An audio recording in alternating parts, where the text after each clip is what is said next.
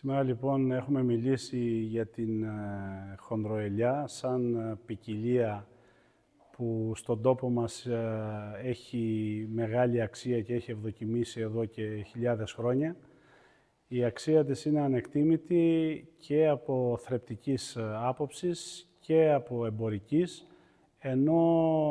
γνωρίζουμε ότι έχει και μεγάλη παραγωγική αξία και αυτό πρέπει να βοηθήσουμε να αναδειχθεί. Υπάρχει λοιπόν τρόπος να διασωθεί αυτός ο ελαιώνας της χονδροελιάς. Χρειάζεται λιγότερη λάθος ανθρώπινη παρέμβαση και να δώσουμε περισσότερο χώρο στην ίδια τη φυσική λειτουργία, να γνωρίσουμε τη λειτουργία της ποικιλίας με τις ιδιαιτερότητές της και τη λειτουργία του δέντρου, να βοηθήσουμε αυτήν την λειτουργία να είναι πιο αποτελεσματική και τότε μπορούμε να έχουμε υψηλή παραγωγή από πλευράς ποσότητας και πολύ υψηλή ποιότητα, που αυτό δίνει την υπεραξία στο προϊόν και θα μπορεί ο τόπος να έχει ένα πολύ σεβαστό εισόδημα και να